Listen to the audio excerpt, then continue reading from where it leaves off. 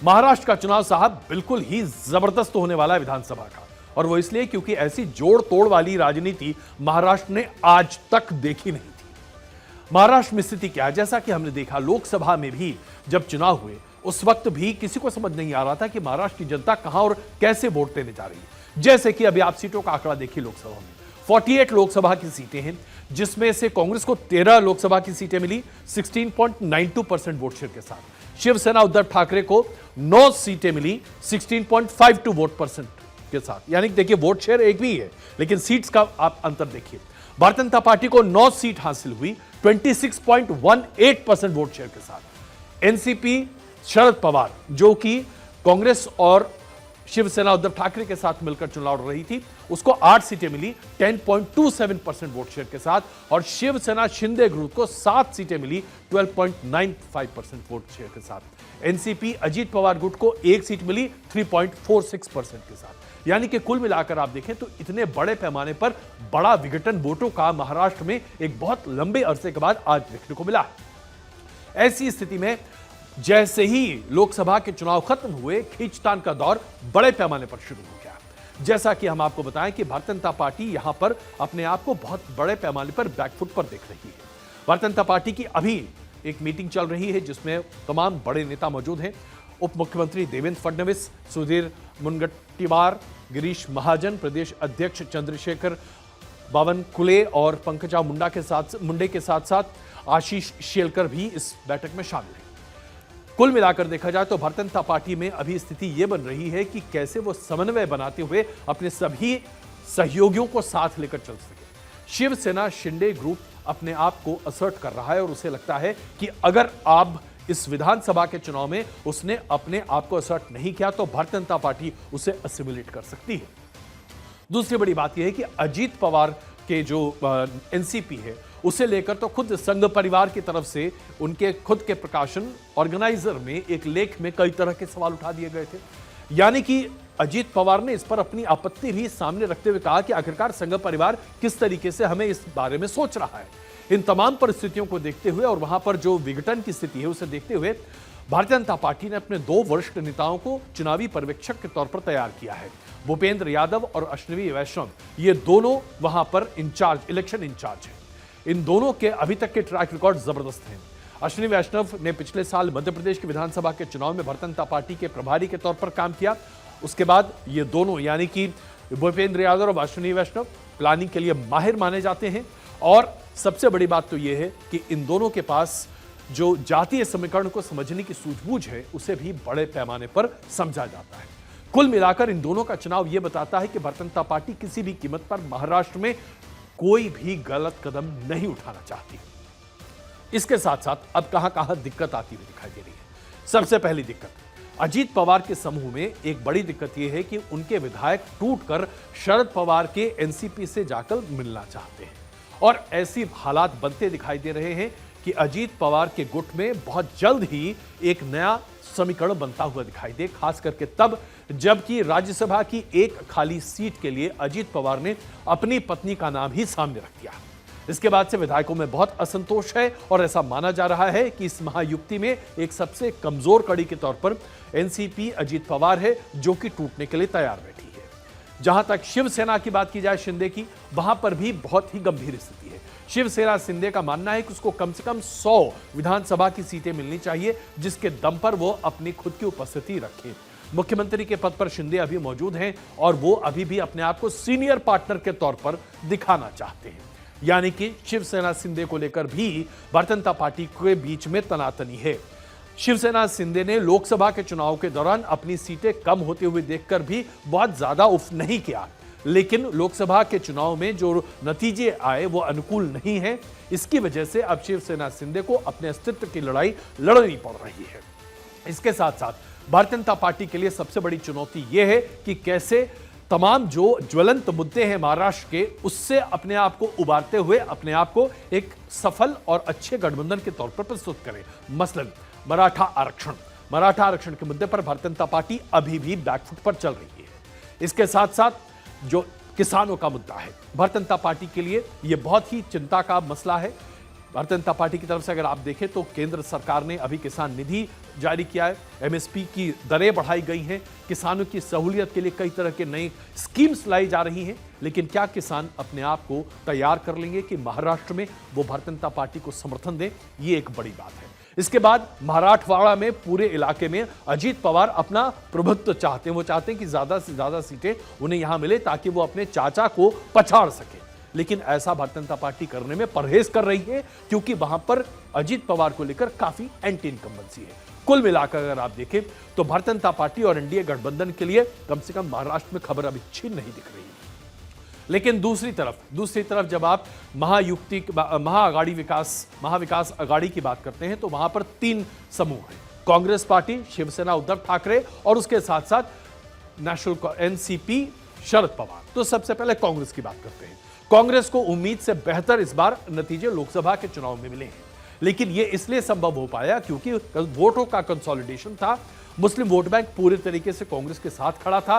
इसके साथ साथ जो शेड्यूल्ड कास्ट वोट बैंक है वो भी बड़े पैमाने पर बीजेपी से टूटकर कांग्रेस के साथ आ गया था। क्या विधानसभा के चुनाव में कांग्रेस अपने इस नए समीकरण को बनाए रख पाएगा? संविधान में जो बदलाव का डर कांग्रेस के तमाम नेताओं ने महाराष्ट्र में लोकसभा के चुनाव के दौरान दिखाया था, वो अपने आप में लोगों के दिमाग में बैठा है। लेकिन क्या उसको विधानसभा के समय चुनाव के इस पूरे समीकरण को इनकैश कर पाएगी कांग्रेस? ये एक बड़ा सवाल है। दूसरा बड़ा सवाल, संगठन के तौर पर आज कांग्रेस महाराष्ट्र में पहले के मुकाबले काफी कमजोर दिखाई दे रही है। उसके कई कद्दावर नेता आज कांग्रेस के साथ नहीं है, बीजेपी के साथ उन्होंने ज्वाइन कर लिया है। ऐसे में क्या कांग्रेस अपने आप को एक बड़े पार्टनर के तौर पर महाराष्ट्र में प्रस्तुत कर पाएगी? ये एक बड़ा सवाल है। दूसरा सवाल यह निकल कर आता है कि शिवसेना उद्धव ठाकरे यह मानता है कि वो इस पूरे अलायंस में सबसे बड़ा पार्टनर है। शिवसेना उद्धव ठाकरे 100 से ज्यादा सीटों पर अपने उम्मीदवार खड़े करना चाहता है। यहां पर कांग्रेस को शिवसेना उद्धव ठाकरे के नीचे अपने आप को रखना पड़ेगा और उम्मीदवारों की संख्या भी कम रखनी पड़ेगी। क्या कांग्रेस इसके लिए तैयार हो? इसके साथ साथ शिवसेना उद्धव ठाकरे इस कोशिश में भी लगी हुई है कि शिवसेना शिंदे ग्रुप के कुछ एमएलए टूटकर उनके पास आ जाएं। अगर ऐसा होता है तो उनको भी सीटों के लिहाज से एडजस्ट करना पड़ेगा, यानी कि महाविकास अघाड़ी में एडजस्टमेंट का गेम आपको देखने को मिल सकता है। ठीक यही परिस्थिति अब एनसीपी में शरद पवार के साथ भी हो रही है, जहां एनसीपी में शरद पवार ये चाहते हैं कि उनके भतीजे के साथ शामिल कई विधायक अब उनके साथ आ जाएं। इसलिए शिवसेना एनसीपी और एनसीपी शरद पवार और उसके साथ साथ शिवसेना उद्धव ठाकरे, ये दोनों अपने कोटे से भी ज्यादा सीट मांगने को इच्छुक होंगे। तो सीट का तालमेल एक अपने आप में बड़ा मसला है। जो वहां पर अभी किसानों का जो आंदोलन है, उसके साथ साथ मराठा आरक्षण की बात है, उसके साथ साथ आरक्षण और संविधान बदलने की बात लेकर जो पूरी मुद्दा निकला, दलित राजनीति का जो पूरा एक अलग प्रवाह महाराष्ट्र में देखने को मिला, इन सब चीजों को लेकर क्या महाविकास अघाड़ी इस नाराजगी को इनकयाश करते हुए अपनी सरकार बना पाएगी? ये एक बहुत बड़ा सवाल है। कुल मिलाकर देखा जाए तो अगर आप एनडीए समूह की तरफ देखें या इंडिया अलायंस की तरफ देखें, दोनों के दोनों खेमे अपनी अपनी मुसीबतों को झेल रहे हैं। और ऐसे में यह चुनाव जो महाराष्ट्र में होने जा रहा है, अपने आप में बड़ा दिलचस्प होने जा रहा है कि किस तरह से कौन यहां पर कैसे अपनी गोटी सेट करता हुआ दिखाई देगा। और इसके साथ साथ एक महत्वपूर्ण बात यह भी है कि जो भी अलायंस अपने आप को विधानसभा में आगे पाएगा, उसके लिए विधानसभा चुनाव जीतने के बाद सबसे बड़ा सवाल यह होगा कि मुख्यमंत्री किसका होगा। तो कुल मिलाकर महाराष्ट्र के चुनाव साहब एक रोलर कोस्टर राइड बनने जा रहे हैं और इस पर हम लगातार आपको अपडेट देते भी रहेंगे। अब आइए हम हरियाणा की बात करते हैं। हरियाणा वैसे तो देखा जाए तो बाइपोलर स्टेट है। यहां पर कांग्रेस बनाम भारतीय जनता पार्टी ये पूरा चुनाव है। और अगर आप 2014 उसके बाद 2019 के विधानसभा के चुनाव के पैटर्न को देखें तो अभी तक भारतीय जनता पार्टी का ग्राफ 2014 में जहां था उससे थोड़ा सा घटकर 2019 हुआ और इस बार शायद और ज्यादा स्थिति खराब हो सकती है। जो लोकसभा के संकेत हैं वो कम से कम भारतीय जनता पार्टी के लिए बहुत उत्साहवर्धक नहीं दिखाई दे रहे हैं। लोकसभा में 5 सीटें कांग्रेस ने जीती, 5 सीटें बीजेपी के पास आई। जो वोट शेयर है भारतीय जनता पार्टी का वो 46.11% है और जो कांग्रेस और आम आदमी पार्टी का वोट शेयर है वो 47.61% है। अब यहां पर जो सबसे बड़ी पेच की बात है, जैसे ही लोकसभा का चुनाव खत्म हुआ, आम आदमी पार्टी ने स्पष्ट तौर से कह दिया कि हरियाणा में कांग्रेस के साथ आम आदमी पार्टी का गठबंधन अब नहीं होगा। यानी कि हरियाणा में अब 3 पार्टियां होंगी, कांग्रेस, आम आदमी पार्टी, भारतीय जनता पार्टी, और उसके साथ साथ आप चौटाला परिवार को नहीं भूल सकते, फिर जेजेपी। तो इस तरह से छोटे छोटे राजनीतिक दलों के साथ साथ, जो कि क्षेत्रीय स्तर पर है, उसके साथ साथ आपके साथ कांग्रेस और बीजेपी के बीच में भी टकराव है। आइए अब यहां पर भारतीय जनता पार्टी की बात करते हैं। भारतीय जनता पार्टी के लिए स्थिति क्या है? भारतीय जनता पार्टी ने जिस तरीके से अपने वोट परसेंटेज को मैनेज करने की कोशिश की, वो अपने आप में बहुत फलित होता हुआ नहीं दिखाई दिया। जैसे कि भारतीय जनता पार्टी जानती थी कि लोकल एंटी इनकम्बेंसी बड़े पैमाने पर हरियाणा में भारतीय जनता पार्टी को नुकसान पहुंचा सकती है। इसके वजह से मुख्यमंत्री खट्टर को बदलकर लोकसभा के उम्मीदवार के तौर पर खड़ा किया गया। उन्होंने अपना चुनाव जीत लिया, लेकिन मुख्यमंत्री सैनी के लाने के बावजूद आज भी हरियाणा में किसानों की जो नाराजगी है, जाट समुदाय की नाराजगी है, यह भारतीय जनता पार्टी के लिए भारी पड़ रही है। इसके साथ साथ भारतीय जनता पार्टी के खुद के अंदर में छोटे छोटे गुट हैं और ये गुट एक दूसरे से भिड़े हुए हैं। इसको लेकर केंद्र जो भारतीय जनता पार्टी का है, केंद्रीय नेतृत्व, उसे बड़ी भूमिका निभानी होगी। ऐसे में क्या भारतीय जनता पार्टी अपने आप को सुनियोजित कर पाएगी? जो एंटी इनकम्बेंसी लगातार बीते 5 से ज्यादा सालों से भारतीय जनता पार्टी राज्य में देख रही है, उस एंटी इनकम्बेंसी से बाहर निकल पाएगी? और उसके साथ साथ सबसे बड़ा सवाल भारतीय जनता पार्टी के लिए है कि भारतीय जनता पार्टी ने अपने आप को गैर जाट वोट पर पूरी तरीके से आश्रित कर रखा है। जाट वोट कितना है आज? 36.7% के आसपास यहां पर जाट वोट है, और यह जाट वोट बड़े पैमाने पर आज की डेट में कांग्रेस के पास गया हुआ है। कुल मिलाकर अगर आप देखें तो स्थिति बहुत ही अलग होती हुई दिखाई दे रही है। जाट वोट बैंक अगर पूरे तरीके से कांग्रेस के पास रहा और उसके साथ साथ इन्फ्लुएंस जाट का और मुसलमान वोट बैंक कांग्रेस के पास रहा, तो कांग्रेस एडवांटेज की स्थिति होगी। लेकिन यहां पर जैसा कि हम आपको बता रहे हैं, भारतीय जनता पार्टी असंतोष को रोकने की कई तरह की कोशिशें कर रही है। इसको देखते हुए कई नई स्कीम्स भी लाई गई हैं, जैसे कि 100 किलोमीटर तक मुफ्त बस यात्रा, हैप्पी कार्ड लॉन्च करना, 90,000 लोगों तक फायदा पहुंचाना, 50,000 लोगों को नौकरियों देने की तैयारी करना, और उसके साथ साथ संगठन में बड़े पैमाने पर बदलाव लाना, और लोगों तक कई तरह की योजनाओं को पहुंचाकर उन्हें यह भी साबित कर बताना कि कैसे स्थानीय तौर पर, क्षेत्रीय तौर पर भारतीय जनता पार्टी की सरकार हरियाणा में अपनी जनता के लिए बहुत कुछ करती दिखाई दे रही है। लेकिन क्या मुख्यमंत्री सैनी इतने इफेक्टिव होते दिख रहे हैं? अभी तक अगर जो स्थिति देखें तो ऐसा नहीं लगता कि हरियाणा में भारतीय जनता पार्टी के लिए प्लस होता हुआ कोई दिखाई दे रहा है।